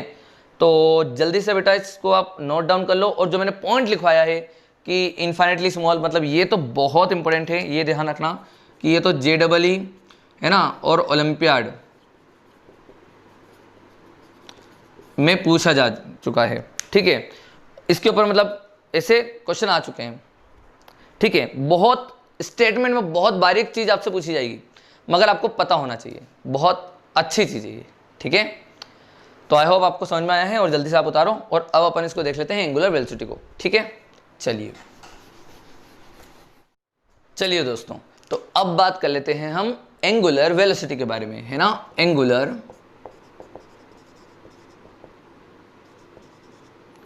एंगुलर वेलोसिटी, इसको हम रिप्रेजेंट करते हैं ओमेगा से। तो भैया क्या होता है ये एंगुलर वेलोसिटी। अच्छा, हमने काइनेमेटिक्स में क्या पढ़ा था, वेलोसिटी क्या होता है, तो हम बोल देते थे कि rate of change of displacement is what, velocity. तो यहां पर हम क्या बोलेंगे कि rate of change of angular displacement is what, angular velocity. तो ओमेगा जो अपने पास डिफाइन करेंगे तो वो हो जाएगा d∅dt। ओमेगा तो डिफाइन करेंगे तो वो हो जाएगा भी अपने पास d∅dt, है ना। और d∅dt मतलब ये एक वेक्टर क्वांटिटी है, तो इस तरह से हम इसको डिफाइन कर देंगे, है ना। और अगर मैं इसको थोड़ा सा यहाँ पर डायग्राम में बना लूँ इस तरह से कि एक पार्टिकल है जो कि इस सर्कल में गोल गोल घूम रहा है, मान लो उसका सेंस इस तरह है ना, इस तरह से वो गोल गोल घूम रहा है ना, ओमेगा से। तो हम इस तरह से बोलेंगे उसको सर्कल में घूमने को, और ओमेगा उसका एंगुलर वेलोसिटी हो जाएगा। एंगुलर वेलोसिटी, एंगुलर तो rate of change of angular displacement, है ना। वहाँ पर काइनेमेटिक्स में हम लीनियर डिस्प्लेसमेंट की बात करा करते थे, है ना, और यहाँ पर हम एंगुलर डिस्प्लेसमेंट की बात करेंगे। तो अब यहाँ पर ये ओमेगा हो जाएगा, ठीक है। तो omega is what, angular velocity, जिसको हमने बोला d∅dt। बहुत बढ़िया सर। अच्छा, अब वहाँ पर ना जैसे अपन एवरेज वेलोसिटी भी पढ़ते थे, तो यहाँ पर भी पढ़ेंगे एवरेज एंगुलर वेलोसिटी। तो इसको कैसे डिफाइन करें? तो भैया एवरेज एंगुलर वेलोसिटी को हम बोलेंगे सर del∅/del∆t। सर del∅/del∆t है ना सर, एवरेज तो यही होता है del∅/del∆t। तो सर अब क्वेश्चन ये है कि सर एंगुलर वेलोसिटी तो एक वेक्टर क्वांटिटी है ना, एंगुलर वेलोसिटी तो एक वेक्टर क्वांटिटी है ना भैया, ये तो एक वेक्टर क्वांटिटी है। पहली बात तो हम यहाँ लिख देते हैं वेक्टर क्वांटिटी, ठीक है, ये तो वेक्टर क्वांटिटी है जिसका direction can be determined by वही राइट हैंड थंब रूल। वापस से हम लिख देते हैं यहाँ पर, है ना, वेक्टर क्वांटिटी है और डायरेक्शन किससे निकालेंगे बेटा? राइट हैंड थंब रूल से। और बड़ा आसान है इसमें तो, जिसके अलोंग मोशन हो रहा है, पहले मैं आपको इसको एक्सप्लेन कर देता हूँ, बाद में इसमें आते हैं, ठीक है। ओमेगा d∅/dt होता है और ये एक वेक्टर क्वांटिटी होती है। Angular velocity is a vector quantity. दूसरी बात, एंगुलर वेलोसिटी का सर डायरेक्शन कैसे निकालेंगे? तो direction can be determined by right hand thumb rule. तो बेटा राइट हैंड थंब रूल कैसे? जैसे मान लो ये बेटा लेफ्ट मत ले लेना, लेफ्ट लिया तो गए, लेफ्ट मत ले लेना पूरी कहानी में, पूरे सर्कुलर मोशन में लेफ्ट बिल्कुल छूना ही नहीं है, ठीक है। तो भैया राइट हैंड थंब रूल। तो अब ये जहाँ पर जैसे मान लो पार्टिकल इस तरह से घूम रहा है, इस तरह से, ठीक है, तो उसके अलोंग मोशन करो अपनी फिंगर को। तो मोशन जब लोगे, ठीक है, तो आपके पास ये क्या है, कहाँ पर आ रहा है? देखो कहाँ पर आ रहा है, ये थंब आपका डायरेक्शन दे रहा है, ठीक है, थंब। तो यहाँ पर आपके पास थंब आपका डायरेक्शन देगा, तो ये आएगा प्लस के या बोलेंगे आउट ऑफ पेज, ठीक है। तो यहाँ पर वही कहानी है कि भैया अगर वो क्लॉकवाइज घुमा, है ना, अगर वो क्लॉकवाइज घुमा, क्लॉकवाइज मतलब इस तरह से घूमता है तो इनटू द पेज होगा। क्लॉकवाइज मतलब कैसा होता है बेटा? क्लॉकवाइज होता है सर इस तरह से, सर इस तरह से घुमा, है ना, तो इसका मतलब होगा सर इनटू द पेज। मतलब सर इस तरह से हम डायरेक्शन बनाएंगे, इसका मतलब होता है इनटू द पेज, पेज के अंदर। और एंटी क्लॉकवाइज का मतलब क्या होता है सर? एंटी क्लॉकवाइज का, तो एंटी क्लॉकवाइज हो जाएगा सर इस तरह से, है ना, और ये हो जाएगा आउट ऑफ पेज। ये तो समझ में आ रहा है ना, इस तरह से हम आउट ऑफ पेज को डिफाइन करते हैं, इस तरह से ये, ठीक है। मगर अच्छा एक बात इसमें, हम ना हकीकत में जो डायरेक्शन लिखते हैं वो इस तरह से नहीं लिखी जाती, वो आई कैप, जे कैप और के कैप के ही टर्म में लिखी जाती है। सर इसमें क्यों नहीं लिखते हैं? क्योंकि देखो इसमें दिक्कत क्या होती है ना, वैसे लिखते तो हैं मगर इसमें दिक्कत क्या है ना, कि जैसे मान लो एक सर्कल मोशन ऐसा घूम रहा है, समझ रहे हो क्या? ऐसा घूम रहा है। अच्छा, इस सर्कुलर मोशन को अगर मैं आपकी तरफ से देखूँ ना, इस वाले मोशन को देखो, मैं वापस से वही सेंस चलने दे रहा हूँ, ठीक है। तो अगर मैं आपकी तरफ से देखूँ ना तो ये क्लॉकवाइज है, मगर मेरी तरफ से देखो ना बेटा तो ये एंटी क्लॉकवाइज है। तो तुम्हारी तरफ से क्लॉकवाइज के सेंस में मैं ऐसे हाथ घुमाऊंगा ना तो मुझे डायरेक्शन अंदर मिलेगी, ठीक है, और मैं अपनी तरफ से हाथ घुमाऊंगा ना इस तरह से तो मुझे डायरेक्शन अंदर ही मिल रही है, ठीक है ना, क्योंकि मेरे लिए एंटी क्लॉकवाइज था। तो जो मेरे लिए क्लॉकवाइज है वो आपके लिए एंटी क्लॉकवाइज है, ये बात तो क्लियर है, सही बात है। मगर दोनों का डायरेक्शन एक जैसा आ जाएगा अंदर की तरफ, मतलब कि अंदर माइनस के में, तो ये ध्यान रखना। तो इन सब में आपको बिल्कुल भी ऐसे सोचने की या डरने की जरूरत नहीं है कि सर ये कुछ बदल जाता है क्या, तो नहीं बदलता, सिर्फ ये बदलता है क्लॉकवाइज एंटी क्लॉकवाइज, ठीक है। और वो आपको बता देते हैं, बोल देते हैं कि भैया आपको बाहर से देखना है, यहाँ से देखना है, वहाँ से देखना है, इस तरह से वो बोल देगा। तो आपको उसकी टेंशन लेने वाली बात नहीं है। अगर वो इसमें पूछता है तो, अगर इसमें पूछेगा तो कोई दिक्कत नहीं है ना, into the page out of page आपको समझ में आ जाएगी, और वो के कैप और माइनस के कैप है तो ये भी समझ में आ जाएगी, ठीक है। पक्का डायरेक्शन निकालना समझ गए आप लोग कि एंगुलर वेलोसिटी का डायरेक्शन किस तरह से निकालते हैं सर? उसी सेंस में आप हाथ घुमा दो, ठीक है, तो जो आपकी फिंगर होगी तो उस सेंस में कर्ल कर लो, तो जो फिंगर होगी वो आपको डायरेक्शन बता देगी। चलिए सर, ये तो हमको पूरा सर क्लियर हो गया, बहुत बढ़िया सर। अब सर आप बताओ एवरेज के बारे में क्या बता रहे थे, तो सुनो। अब एवरेज एंगुलर वेलोसिटी जब मैं लिखूंगा ना बच्चे, तो दिक्कत ये है कि मैं इसको, अब क्योंकि एंगुलर वेलोसिटी एक वेक्टर क्वांटिटी है, एंगुलर वेलोसिटी एक वेक्टर क्वांटिटी, जिससे वहां पर वेक्टर था वेलोसिटी का, वैसे यहाँ पर भी है। तो सर अब एवरेज वाले में क्या लिखें? इसको स्केलर लिखे कि वेक्टर लिखे, समझ में नहीं आ रहा, क्योंकि आपने सर बोला था del∅ जो होता है ना सर, del∅, सर del∅ असलियत में स्केलर क्वांटिटी है, मगर small angular displacement can be taken as vector quantity. ये बात तो आपने सर अभी प्रूफ करके दिखाई ना डब्बे से, याद है ना, ये डब्बा प्रूफ बताया था अभी आपको मैंने, इस तरह से लिया था मैंने, याद है ना, ऐसे ऐसे तो 2 आया था, है ना, फिर मैंने जब अपनी तरफ से पहले लिया तो वो ऐसे करके, और फिर क्या करा था, पहले मेरी तरफ से हुआ था ना, तो फिर ये हुआ, और फिर आपकी तरफ से हुआ तो ये हुआ, तो वही 2 जो पहले आया था 2, अब इस बार आया 3, तो इस बार हमको दिक्कत आई थी, है ना, ये याद हो तो del∅ वाले में दिक्कत आ रही है सर, d5 में तो हमको समझ में आ गई बात, इसको क्या ले सर? तो बेटा आप इसको एक काम करो, आप इसको ले लो, आप इसको वेक्टर ले लो, कोई दिक्कत नहीं। तो मतलब सर ये क्या बात कर रहे हो, आप इसको वेक्टर लेने के लिए बोल रहे हो? सर आप बोल रहे हो, अभी तो आपने प्रूफ कराई ये बात। तो मैं ये बोल रहा हूँ कि इसको ले लो और बाजू में इसके लिख दो कि बेटा ये प्लेनर के लिए ही सही है, प्लेनर के लिए ही सही है। अगर ये एक ही प्लेन में घूम रहा है तो ही सही मानेंगे। सर कैसे? जैसे मान लो अगर मुझे यहां पर घुमाने के लिए बोला जाता इस तरह से 90 डिग्री घुमाओ या कितना भी घुमाओ, बस प्लेनर में घुमाओ, मतलब एक ही प्लेन में घुमाना है ना। तो मान लो इसी प्लेन में है और इसको घुमाना है तो 90 + 90। अब आप कुछ भी कर लो, पहले कोई सा भी पहले कर लो, मेरा 90 आपका 90 कुछ भी ले लो, आपका आंसर सेम ही आएगा। ठीक है, +90 -90 ले लो, आपका आंसर सेम आएगा, है ना। ये +90 और फिर मेरी तरफ से एक -90 ले लो। ठीक है, अब आप एक काम कर लो, ये आपका -90, ये मेरी तरफ से +90, कोई फर्क नहीं पड़ेगा। मतलब प्लेनर के लिए तो ये सही माना जा सकता है ना। और हम ये भी बोल सकते हैं प्लेनर के लिए कि इन्फाइनेटली स्मॉल जो एंगुलर हैं, जिसे आप इस तरह भी तो डिफाइन कर सकते हो ना प्लेनर में, कि सर अगर मुझे एक ही प्लेन में घुमाना है, मान लो एक ही प्लेन में उसको चलाना है, मान लो, है ना, मतलब यहाँ से यहाँ पर चलाना हो या कितना भी बड़ा एंगल चलाना हो, तो भैया मैं इसको ऐसा बोल सकता हूँ ना कि मुझे यहाँ से यहाँ पर घूमना पड़ा, मान लो, तो मैं इस इतने छोटे छोटे एंगुलर डिस्प्लेसमेंट को, इतने छोटे छोटे एंगुलर डिस्प्लेसमेंट को, मतलब मैं इस बड़े एंगुलर डिस्प्लेसमेंट को छोटे छोटे स्मॉल एंगुलर डिस्प्लेसमेंट में कन्वर्ट कर दूंगा तो मेरा आंसर आ जाएगा। मतलब small angular displacement can be taken as a vector quantity, that's why ये भी मेरे पास बन जाएगा। अगर वो प्लेनर है, दिमाग में फिर से क्लियर कर लो, अगर वो प्लेनर में घूमने के लिए बोल रहा है तो हम बोल सकते हैं कि एवरेज एंगुलर वेलोसिटी भी एक वेक्टर क्वांटिटी है। ठीक है ना, वो हम डिफाइन करेंगे ही करेंगे, है ना। ये तो वेलोसिटी, जो एंगुलर वेलोसिटी है वो वेक्टर होता है, वो डिफाइन करेंगे।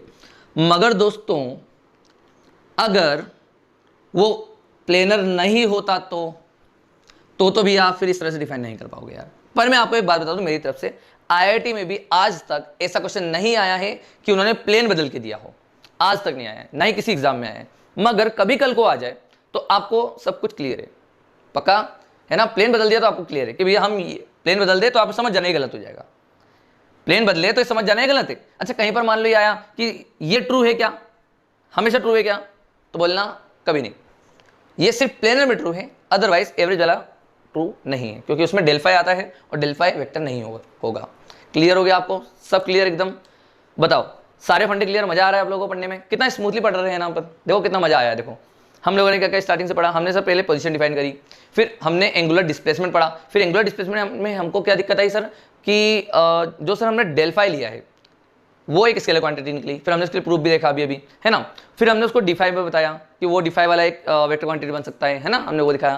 फिर हमने एवरेज एंगुलर वेलोसिटी पढ़ी, फिर हमने एवरेज एंगुलर वेलोसिटी पढ़ी, और जब एवरेज एंगुलर वेलोसिटी पढ़ी फिर हमने यहाँ पर बोला कि वो वेक्टर क्वांटिटी है, तो ये सिर्फ प्लेनर में ही पॉसिबल है, अदरवाइज नहीं है। सही बात है, सही बात है। और वो आपको देगा भी ऐसा, वो कभी ऐसा नहीं करता कि वो इस तरह से यहाँ घुमाओ फिर उसके बाद यहाँ पर घुमाओ, वो कभी भी ऐसा नहीं करता। ठीक है, तो आप इस तरह से आप ले सकते हो एंगुलर वेलोसिटी के टर्म में, मगर कल को कर दे तो समझ जाना भैया उसने यहाँ पर खेला है, यहाँ पर खेला है। ठीक है, चलो भैया। तो अच्छा यहाँ पर जो छोटी मोटी चीज़ें थोड़ी बहुत वो लिख दो कि एसआई यूनिट क्या होती है सर। एसआई यूनिट ध्यान रहे, बहुत इंपॉर्टेंट है ये। एसआई यूनिट होती है बेटा रेडियन पर सेकेंड, इसकी रेडियन पर सेकंड होती है, ओमेगा की एसआई यूनिट होती है रेडियन पर सेकंड। तो ध्यान रखना बेटा, कभी तुम्हें रिवॉल्यूशन पर मिनट मिल जाए, बेटा ये ध्यान रखो, जिस तरह से अपन काइनेमेटिक्स में वेलोसिटी के बारे में पढ़ते थे ना कि मीटर पर सेकंड और किलोमीटर पर आवर, तो अपन क्या कर देते थे 5/18 का मल्टीप्लाई डिवाइड, 5/18 का या तो मल्टीप्लाई या तो डिवाइड, इस तरह से चलता था अपना उधर, है ना, कि किलोमीटर पर आवर दिया है तो 5/18 से मल्टीप्लाई कर दो तो वो मीटर पर सेकंड बन जाएगा। उसी तरह से यहाँ पर भी है कि कई बार आपको ये आरपीएम, रिवॉल्यूशन पर मिनट को बोला जाता है बेटा आरपीएम, आरपीएम भूलना मत, आरपीएम। जब पंखा खरीदने जाओगे तो वो बोलेगा आपको कि भैया ये 200 आरपीएम है, ये 300 आरपीएम है, 400 आरपीएम है। बाइक का जो टायर घूमता है तो वो कितने आरपीएम का है ना, कार का कितने का है, 800 आरपीएम, इस तरह से भी आते हैं। तो भैया ये आपको इस तरह से मिल जाएगा। आरपीएम का मतलब रिवॉल्यूशन पर मिनट, एक मिनट में कितने रिवॉल्यूशन मान लेता है वो चीज़ें। तो भैया मैं आपको बता दूं कि रिवॉल्यूशन पर मिनट को रेडियन में कन्वर्ट करना है, रेडियन पर सेकेंड में। तो सुनो ध्यान से, आरपीएम को मुझे कन्वर्ट करना है रेडियन पर सेकेंड में, तो कैसे करेंगे? तो ध्यान से देखो बेटा, क्या करना है, मान लो ये अपने पास मान लो 60 रिवॉल्यूशन पर मिनट दिया है, आरपीएम दिया है, तो कन्वर्ट कैसे करोगे? तो बोला सर 60 लिखो ऐसे कैसा, सर लिख दिया। रिवॉल्यूशन सर एक रिवॉल्यूशन में 2 पाई रेडियन, बिल्कुल सही, तो ये रेडियन हो गया 2 पाई रेडियन पर मिनट, मिनट मतलब एक मिनट में 60 सेकेंड सर, तो 60 ने 60 को मार दिया, तो आंसर आया आपके पास 2 पाई रेडियन पर सेकेंड। तो ये आपका ऐसा यूनिट में बन गया। क्लियर है क्या? आसान है, इस तरह से आपको कर देना है, सिंपल सी बात है ना। तो ये लिख जरूर देना, आपके पास ये इंपॉर्टेंट है ना, इस तरह से। तो भैया आपको आई थिंक पूरा क्लियर हो गया होगा ये वाला फंडा, पूरा एंगुलर वेलोसिटी का मैंने डेप्थ तक बता दिया आपको कहानी। ठीक है, जल्दी से इसे नोट कर लो। और अब मैं आप लोगों से एक क्वेश्चन पूछूंगा, आप लोग सोच समझ के आंसर देना। क्या सर्कुलर मोशन, अच्छा पहले इस क्वेश्चन से पहले मैं आपको वापस से एक बार बता रहा हूँ, एंगुलर वेलोसिटी का जो डायरेक्शन है वही एंगुलर डिस्प्लेसमेंट का, जैसे एंगुलर डिस्प्लेसमेंट का डायरेक्शन था ना, वैसे एंगुलर वेलोसिटी का डायरेक्शन हो रहा है, मतलब वही है जिसमें घूम रहा है उसके हिसाब से लेना है हमें। तो ठीक है, ये हमको क्लियर हो गया। और दोनों ही always perpendicular to the plane होते हैं, मतलब जिस प्लेन में घूम रहे हैं, सुनना, जिस प्लेन में घूम रहा है पार्टिकल उसमें डायरेक्शन नहीं होती, ये प्लेन के परपेंडिकुलर होती है। मस्त कॉन्सेप्ट है ना, बड़ा अजीब लगता है ये। ठीक है, तो आपको ये पता भी चल जाता है कि मान लो आपको, मैं फिर से वापस से बता रहा हूँ, मैंने दे दिया एंगुलर वेलोसिटी है माइनस आई कैप में, माइनस आई कैप, ये प्लस आई कैप, ये माइनस आई कैप, तो माइनस आई कैप में है तो थंब मेरा उधर जाना चाहिए। ठीक है, माइनस आई कैप के डायरेक्शन में, तो भैया मेरा सर्कुलर मोशन इस तरह से होगा, मतलब मेरे लिए यहां से देखने पर वो सर्कुलर मोशन है कौन सा, क्लॉकवाइज, कौन सा है, क्लॉकवाइज। क्लियर है क्या? इस तरह से क्वेश्चन पूछे जाते हैं डायरेक्शन के बारे में। बेटा देखो, मैं प्लीज आपसे एक रिक्वेस्ट कर रहा हूं, सब लोग ध्यान से सुन लो।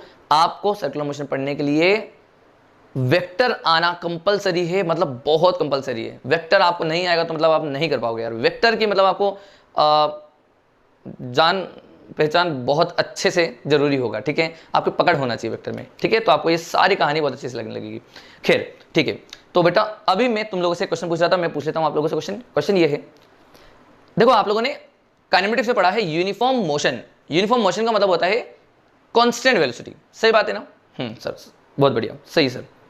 तो बेटा मैं अगर पूछूं कि सर्कुलर मोशन, क्या सर्कुलर मोशन यूनिफॉर्म मोशन होता है क्या? मैंने आपसे पूछा क्या सर्कुलर मोशन यूनिफॉर्म मोशन होता है क्या? बताओ जल्दी, जल्दी सोच के बताओ।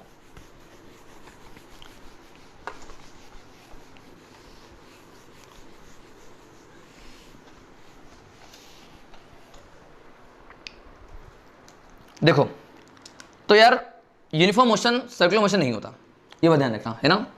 लिख देना कि सर्कुलर मोशन, ये भी क्वेश्चन पूछा जाता है, तो circular motion definitely not a uniform motion, definitely not a uniform motion. Sir ऐसा क्यों, ये यूनिफॉर्म क्यों नहीं है? देखो बेटा ऐसा है कि तुम ना एक काम करो, तुम सर्कुलर मोशन एक ले लो। ठीक है, एक ले लो, आप इस तरह से ले लो है ना, और इस तरह से ये गोल घूम रहा होगा इस तरह से, है ना, और इसकी स्पीड मान लो v है। इसकी स्पीड जो है ना बेटा, स्पीड जो है बेटा अपन कांस्टेंट भी ले रहे हैं, स्पीड जो है बेटा वो कांस्टेंट भी है, हमने कोई मनाही नहीं करी है ना, स्पीड हमने कांस्टेंट ली है और हम उस हिसाब से बोले कि जो उसका ओमेगा है ना बेटा वो भी कांस्टेंट है, ओमेगा कांस्टेंट है तो स्पीड कांस्टेंट होगी। सही बात है ना, कोई दिक्कत नहीं है। स्पीड अभी इसकी कांस्टेंट है, घूमने का पूरा पाथ में जो घूम रहा है वो कांस्टेंट स्पीड से घूम रहा है, तो क्या ये सर फिर तो कांस्टेंट होना चाहिए? तो माय डियर फ्रेंड्स भूलो मत, वेलोसिटी एक वेक्टर क्वांटिटी है ना। तुम लोगों को पता होगा कि यूनिफॉर्म मोशन का मतलब होता है कि वेलोसिटी का कांस्टेंट होना, magnitude as well as direction. Velocity का कांस्टेंट होना बेटा, वेलोसिटी का कांस्टेंट होना, magnitude as well as direction. बेटा आपका ना तो मैग्नीट्यूड बदलना चाहिए, ना ही डायरेक्शन बदलना चाहिए, और ना ही दोनों बदलना चाहिए। क्लियर है क्या? इट मीन्स अब यहां पर देखते हैं, तो बेटा सर्कुलर मोशन ये कर रहा है सेम स्पीड से। हाँ सर स्पीड तो कांस्टेंट है सर, बस एक चीज चेक कर लो, क्या डायरेक्शन कांस्टेंट है? तो बेटा जो तुम्हारा पहले यहाँ था वो अब यहाँ पर आने के बाद यहाँ हो गया है, क्या तुम्हारा डायरेक्शन नहीं बदल रहा? यहाँ पर आएगा तो यहाँ हो जाएगा, और यहाँ पर आएगा तो यहाँ हो जाएगा। तो डायरेक्शन जो होगा ना, डायरेक्शन बेटा वो कंटिन्यूसली चेंज हो रही है, डायरेक्शन कंटिन्यूसली चेंज हो रही है, और दैट्स वाई हमारे पास ये सर्कुलर मोशन जो होते हैं, सर्कुलर मोशन जितने भी होते हैं वो यूनिफॉर्म नहीं होते। ये बात आप गांठ बांध ले, चाहे कुछ भी हो जाए, चाहे उसका ओमेगा कांस्टेंट हो चाहे ना हो, कुछ भी दे दिया जाए, ये ध्यान रखना हमेशा कि कोई भी सर्कुलर मोशन यूनिफॉर्म मोशन नहीं होता है। ये अभी गोल्डन अक्षर से लिख दो, बिल्कुल एकदम सुनहरे अक्षर से छपना चाहिए अपने कॉपी में। ठीक है, क्या लिखना है अपने को कि कोई भी सर्कुलर मोशन कभी भी यूनिफॉर्म मोशन नहीं होता। ये बात ध्यान रखना। बस एक चीज मैं आपको यहां पर बताना जा रहा हूं, अब वो भी समझ लो। ये तो आपको समझ में आ गई बात है ना कि सर्कुलर मोशन कभी भी यूनिफॉर्म मोशन नहीं होते। मगर क्या यूनिफॉर्म मोशन समझ में आया ना, क्यों नहीं हुआ? क्योंकि बेटा वो उसका डायरेक्शन कंटिन्यूसली बदल रहा है। तो सर्कल में डायरेक्शन कंटिन्यूसली बदलता रहता है, इसलिए वो यूनिफॉर्म मोशन तो नहीं हो सकता। मगर क्या मैं सर्कुलर मोशन की कैटेगरी तो बना सकता हूं ना? मतलब ये कि यूनिफॉर्म सर्कुलर मोशन और नॉन यूनिफॉर्म सर्कुलर मोशन तो बना सकता हूं ना।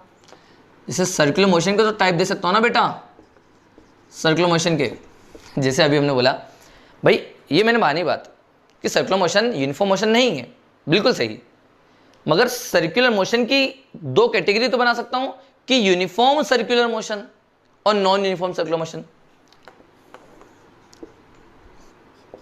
मतलब ये UCM और NUCM, ठीक है, यूनिफॉर्म सर्कुलर मोशन और नॉन यूनिफॉर्म सर्कुलर मोशन। समझ में आ रही बात? बेटा मैं फिर से बोल रहा हूं, मैंने सर्कुलर मोशन को यूनिफॉर्म मोशन नहीं बोला, यूनिफॉर्म मोशन नहीं बोला, मैं बोल रहा हूं circular motion, uniform circular motion बोल रहा हूं। मैं कैटेगरी बांध रहा हूं, सर्कुलर मोशन की दो कैटेगरी बांध दी मैंने, ठीक है। यूनिफॉर्म मोशन का मतलब होता है बेटा वेलोसिटी का कांस्टेंट होना, ये बात सही है। मगर मैंने बोला कि यूनिफॉर्म सर्कुलर मोशन का मतलब क्या होगा, तो बोलना एंगुलर वेलोसिटी का कांस्टेंट होना। अब देखते हैं क्या होता है, मतलब ध्यान से समझो। तो बेटा इसका मतलब होगा कि ओमेगा का कांस्टेंट होना, एंगुलर वेलोसिटी का कांस्टेंट होना, और एंगुलर वेलोसिटी कांस्टेंट मतलब अल्फा 0 है। अल्फा मतलब होता है एंगुलर एक्सेलरेशन, ठीक है सर। तो ये हो गया अपने पास, और अपन क्या बोल सकते हैं इसमें, अल्फा 0 होगा, ओमेगा ये होगा, और इसकी स्पीड भी कांस्टेंट रहेगी, है ना। अपन ये बोल सकते हैं कि स्पीड जो होगी ना बेटा, वी जो स्पीड बोले अपन, है ना, स्पीड वो तो कांस्टेंट है ही, ठीक है। तो ये अपन को पता रहेगा। नॉन यूनिफॉर्म सर्कुलर मोशन में क्या होगा, तो बोलना ना तो ओमेगा कांस्टेंट रहेगा, तो ओमेगा 0 नहीं है, ठीक है, ओमेगा कांस्टेंट नहीं है ऐसा बोल दो, है ना, ओमेगा कांस्टेंट नहीं है। अल्फा 0 नहीं रहेगा, जैसे हमने बोला अल्फा 0 है तो वहाँ पर अल्फा 0 नहीं होगा। अल्फा मतलब एंगुलर एक्सेलरेशन। और स्पीड भी वेरिएबल होगी, स्पीड भी कांस्टेंट नहीं रहेगी, है ना। तो ये ध्यान रखना। तो बेटा इसमें ये कहानी है कि यहाँ पर के जो सर्कुलर मोशन है, ये अपने पास जो अपने पढ़ा, ये सब लोग या नोट कर लो। ये भी पूछा जाता है कि यूनिफॉर्म सर्कुलर, मेडिकल में सीधे पूछते हैं, सीधे। अभी जितने भी कॉन्सेप्ट बता रहा हूँ मैक्सिमम तो मेडिकल के ही थे, ठीक है, कि भैया क्या क्या किसमें क्या होता है, यूनिफॉर्म मोशन होता है कि नहीं, ये सब तो पूछे जाते हैं सब जगह, है ना। तो ये ध्यान रखना, ठीक है। तो अगर सर्कल में घूम रहे हो, ठीक है, तो ये ध्यान रखना, ओमेगा अगर कांस्टेंट है, ओमेगा अगर कांस्टेंट है और अल्फा नहीं है, एंगुलर एक्सेलरेशन नहीं है, तो भैया हम उसको बोलेंगे uniform circular motion. Omega constant है तो यूनिफॉर्म सर्कुलर, और नहीं है तो नॉन यूनिफॉर्म। मगर कोई सा भी सर्कुलर मोशन हो, उसको हम कभी भी यूनिफॉर्म मोशन तो बोल ही नहीं सकते, ये बात ध्यान रखना है, ठीक है। तो बेटा मैंने आपको ये सब चीज़ें बता दी। चलो इसका कुछ अपन एग्जाम्पल देख लेते हैं रियल लाइफ, और उसको लेक्चर को यहीं पर खत्म करेंगे फिर। और बाकी नेक्स्ट लेक्चर में आपके पास एंगुलर एक्सेलरेशन से हम स्टार्ट करते हुए कुछ क्वेश्चन भी करा देंगे नेक्स्ट लेक्चर में। नेक्स्ट लेक्चर और भी ज़्यादा बढ़िया होगा। मगर आई होप कि आप लोगों ने आज का लेक्चर बहुत अच्छे से सीखा होगा और इस चीज़ को एनालाइज और समझा होगा बहुत अच्छे से, हाँ या ना? समझा तो होगा ना, है ना? मैं सही हूँ ना? समझ तो लिया होगा, इतने सारे एग्जाम्पल दिए मैंने आपको, प्रैक्टिकल लाइफ बिल्कुल एकदम, है ना। चलो अब एक काम करते हैं ना, मैं इसको रियल लाइफ एग्जांपल से समझा देता हूँ आप लोगों को, है ना। ये दोनों क्या होते हैं। जैसे यूनिफॉर्म सर्कुलर मोशन तो पहचानना बड़ा आसान है कि अगर आपका गाड़ी का पहिया बिल्कुल सेम मतलब आरपीएम से चल रहा है, ठीक है, मतलब आपकी स्पीड मान लो 60 किलोमीटर पर आवर कांस्टेंट है, तो आपके पहिए की घूमने की रफ्तार भी कांस्टेंट होगी, तो भैया वो होगा यूनिफॉर्म सर्कुलर मोशन। उसका ओमेगा कांस्टेंट रहेगा, हम इस तरह से बोलेंगे, है ना। अगर आपकी स्पीड कांस्टेंट थी तो हम उसमें बोलेंगे, ठीक है। उस वाले केस को क्या बोलेंगे सर, वो होगा यूनिफॉर्म सर्कुलर मोशन। अच्छा एक बात बताओ, जैसे आपका पंखा जो होता है या आपका जो फैन है, तो फैन चलता है, ठीक है, बढ़िया गोल गोल घूमता है। तो यार एक बात बताओ, जैसे फैन गोल गोल घूम रहा है तेजी से, आप लाए 260 रिवॉल्यूशन पर मिनट वाला फैन लेके आए, ठीक है, 260 रिवॉल्यूशन पर मिनट, है ना। और आपने उसकी ब्लेड में, जो उसका पंखे का ये ब्लेड होता है, उसमें ब्लेड में अगर आपने कहीं मार्क कर दिया, है ना, कहीं पर भी मार्क कर सकते हो, आपकी इच्छा है, ठीक है, तो मार्क कर दिया तो वो जो पॉइंट होगा वो पॉइंट घूमता रहेगा इस तरह से, सही बात है, वो पॉइंट घूमेगा इस तरह से। अब उस पॉइंट के मोशन को क्या बोलोगे, क्या बोलोगे, जल्दी बताओ, यूसीएम या NUCM, यूनिफॉर्म सर्कुलर मोशन या नॉन यूनिफॉर्म सर्कुलर मोशन, जल्दी बताओ, जल्दी बताओ, जल्दी फटाफट। तो बेटा वो हो जाएगा यूनिफॉर्म सर्कुलर मोशन। क्यों? क्योंकि बेटा पंखे की जो स्पीड है, एंगुलर स्पीड, वो कांस्टेंट है, 260 रिवॉल्यूशन पर मिनट, है ना, वो तो घूम रहे में कांस्टेंट है, तो ये इस पार्टिकल की भी स्पीड कांस्टेंट रहेगी, है ना। वो सब तो जैसे मैंने आपको यहाँ पर बताया, क्योंकि वो अब ओमेगा कांस्टेंट हो गया है तो उसका मोशन अब कांस्टेंट माना जाएगा। अब चाहे वो पार्टिकल यहाँ पर हो चाहे वो कहीं पर भी हो, अगर वो ओमेगा कांस्टेंट है तो वो कांस्टेंट स्पीड से मतलब यूनिफॉर्म सर्कुलर मोशन कहलाएगा। क्लियर। अच्छा एक बात बताओ, पंखा जस्ट चालू करा, पंखा जस्ट ऑन कर दिया और वो धीरे धीरे बढ़ते बढ़ते बढ़ते बढ़ते फिर वो 260 पर आएगा।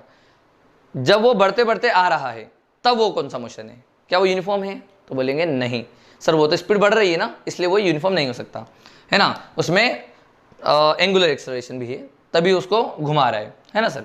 तो उसमें ओमेगा कांस्टेंट नहीं है तो उसमें नहीं होगा, है ना। तो इसमें मैं लिख नहीं रहा हूँ, आप समझ जाना, ठीक है। और अगर अच्छा पंखे को बंद कर दो तो भी सेम केस होगा कि जब पंखा बंद होगा तो धीरे धीरे धीरे धीरे धीरे करके रुकेगा, है ना। अच्छा मेरे हाथ को देखो, ये मेरा हाथ देखना है ना। अब मेरे हाथ को बताओ ये कौन सा मोशन है,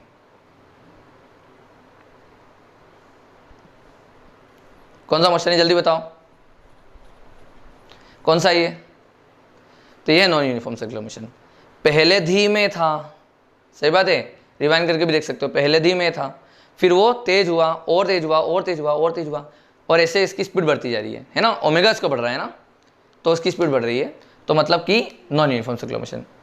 आई थिंक अब तो तुमको समझ में आ गया होगा, है ना, कि ये रियल लाइफ एग्जाम्पल मैंने आपको बता भी दिए।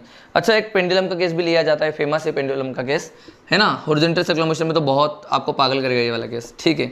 तो अभी से आप थोड़ा बहुत समझना शुरू करो। जैसे यहाँ पर क्या है ना, एक पेंडुलम ले लिया मैंने, है ना, ध्यान से समझिए, एक पेंडुलम ले लिया।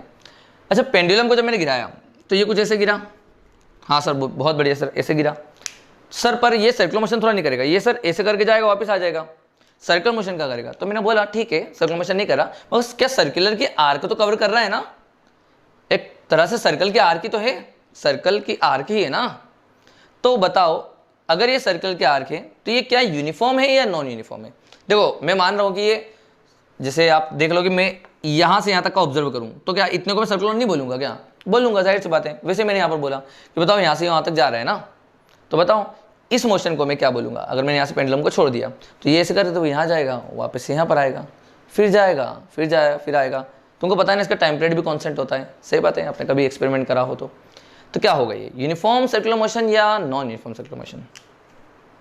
जल्दी बोलो, और इसका आंसर मुझे बताना आप लोगों ने सही करा है या नहीं, ठीक है, अभी कमेंट करना मुझे, ठीक है। टाइम लिख देना सर, हाँ ये हमारा गलत गया, ये सही गया, जो भी है ठीक है। तो बेटा ये नॉन यूनिफॉर्म सर्कुलर मोशन है। कैसे सर, कैसे कैसे कैसे कैसे कैसे? क्योंकि सर यहाँ ना उसकी वेलोसिटी 0 हो गई, सर यहाँ पर मैक्सिमम हो गई है सर, फिर यहाँ पर आके फिर से 0 हो गई है सर, वेलोसिटी का अंतर आ रहा है। और सर वेलोसिटी छोड़ो सर, स्पीड का अंतर है सर, डायरेक्शन तो बदल दी, वो तो सर हटा दो, वो तो सर हमारी यूनिफॉर्म मोशन वाली बात होती है। अभी सर्कुलर मोशन की बात करें तो सर इसकी स्पीड जो है 0 से मैक्सिमम तक गई। जैसे ये तो वही वाला कहानी हो गया ना, जैसे पंखे को चालू करा और उसकी वेलोसिटी 0 से फिर धीरे धीरे चलते चलते चलते चलते मैक्सिमम तक गई, और फिर आपने पंखा बंद कर दिया तो धीरे धीरे वापस 0 हो गई। तो ये तो नॉन यूनिफॉर्म सर्कुलर मोशन हुआ।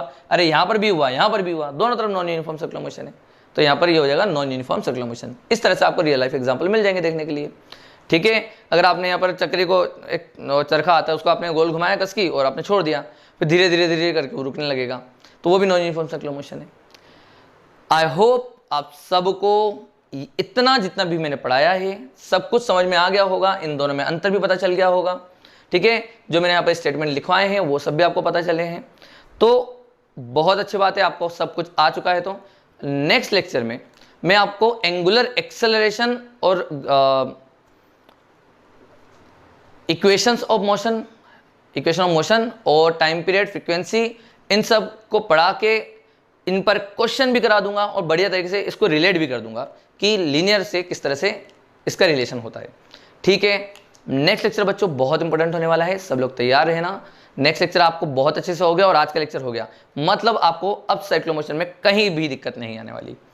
बस आप लोग रिलेशन बिटवीन एंगुलर और लीनियर अच्छे से सीख जाओगे तो मतलब आपको कोई सर्कुलर में टच भी नहीं कर सकता भाई साहब, आप इतने अच्छे लेवल पर आ जाओगे, है ना। बस मैं तो आपको इतना बोल रहा हूँ, आप बस जो पढ़ा रहा हूँ पढ़ते रहो, है ना। मेडिकल हो, IIT हो, ओलंपियाड हो, कोई सी भी एग्जाम हो, बेटा सारी एग्जाम के जितने भी बड़े हाई से हाई क्वेश्चन बन सकते हैं, आप टेंशन मत लो, सब आपसे बन जाएंगे। बस जो मैं पढ़ाऊँ ना उसको अच्छे से पढ़ लो। कराना चाहे तो हम इरोडो क्रोटो सब करा सकते हैं, मगर ये देखो यार, ज़्यादा हार्ड क्वेश्चन कराना, बहुत ज़्यादा जो ओलंपियाड लेवल और भी उससे भी ऊपर होते हैं, वो तो हमारे पास वो वाली भी बुक है। तो यार वो हार्ड क्वेश्चन कर करके थोड़ा नहीं अपन को बढ़ना है, वही थोड़ा नहीं सब कुछ होता है। मेन बात कॉन्सेप्ट होता है। IIT के तुम प्रीवियस ईयर उठा लो ना, उठा लो जितने भी साल में उसने क्वेश्चन पूछे हैं, KVPI उठा लो, किसी भी एग्जाम के उठाओ, वो एक पर्टिकुलरली वो ना एक थिंकिंग चेक करते हैं, आपसे गधा अंबाली नहीं कराते। गधा अंबाली वाले सवाल नहीं आते यार आजकल। तुम्हें ऐसा लगता होगा कि भैया ये हार्ड आएगा तो हम हार्ड वाले ज़्यादा करेंगे तो अच्छा रहेगा, बिल्कुल नहीं। आप लोग सबसे पहले बेसिक वाले बहुत अच्छे से करो, फिर हार्ड वाले में जाना, है ना। बच्चे मुझसे पूछते हैं कि सर हम क्या करें सर, मतलब बेसिक वाले करें क्वेश्चन या इजी वाले करें या हार्ड वाले कर लें। तो मैं उनसे ये बोलता हूँ कि यार पहले 100-200 क्वेश्चन ईजी वाले करो, और वो भी स्पीड में आ जाना चाहिए। मतलब पहले आप ऐसे बन जाओ कि 100 क्वेश्चन आपसे स्पीड में भी बन जाए, वो भी सही। ये जब हो जाए तो आप हार्ड वाले लगाना शुरू कर दो, 10 हार्ड वाले लगा लो फिर बढ़िया तरीके से, है ना। तो इस तरह से अगर आप चलोगे तो भैया मैं बता रहा हूँ आपको, मैं श्योर हूँ, और आपको खुद को अंदर से एक श्योरिटी आ जाएगी, इससे अंदर से कॉन्फिडेंस आ जाएगा कि IIT में अपना सिलेक्शन पक्का है, लिखा हुआ है रैंक, ठीक है। और नीट मेडिकल वाले भैया सबको मैं साफ बात बोल रहा हूँ, जितना पढ़ा रहा हूँ ना यहाँ पर, उतना भी ढंग से कर लिया तो आपके भैया 140-150 पक्के आ जाएंगे, है ना। और मैं आपको एक बात और बता दूं, आपने अगर पूरा 11 से लेकर 12th तक पढ़ लिया ना मेरे से, पूरा 11 से 12th तक, तो मैं आपको बता रहा हूँ नीट वाले बच्चे 25 क्वेश्चन तो कुछ ऐसे ही मिल जाएंगे आपको, 45 में से 25 से 30 या लगभग 25 तो मिल ही जाएंगे, जिसको तुम देखोगे और टिक मार दोगे, देखोगे और टिक मार दोगे, ऐसे क्वेश्चन मिल जाएंगे आपको, है ना। बस आपने अगर पूरा मेरे से कंटेंट पढ़ा हो 11 से लेकर 12th तक, मुझ पर छोड़ दो जितना भी है तुम्हारा फिजिक्स, टेंशन मत लेना, ठीक है। और रही बात IIT वालों की, तो भैया IIT वाले बच्चे एक बार मैं आपको साफ साफ बता दूं, आप लोगों को जितना पढ़ा रहा हूं वो बहुत है, अच्छा सफिशिएंट है, अच्छे लेवल पर है। अगर आप उतना अच्छे से कर लेते हो, आपका मेंस भी अच्छा हो जाएगा और एडवांस भी अच्छा हो जाएगा, KVPI ओलंपियाड सब एग्जाम निकल जाएंगे यहाँ से। बस अच्छे से यहाँ पर पढ़ो, जो क्वेश्चन दिया जाए वो करो, और जो बुक बोली गई है आप लोगों को वो आप करा करो, ठीक है। चलिए दोस्तों, तो आज का लेक्चर अपन यहीं पर समाप्त करते हैं। आज गर्मी बहुत है सीरियसली, ठीक है। हाँ, फिर से वही है कि आज का लेक्चर भी रात को ही बन रहा है, रात को ही शूट हो रहा है, ठीक है। 3 बज रही हैं रात के, तो गर्मी पता नहीं आज बहुत उमस है ठीक है। चलिए दोस्तों, आज का लेक्चर यहीं पर समाप्त करते हैं। Thank you.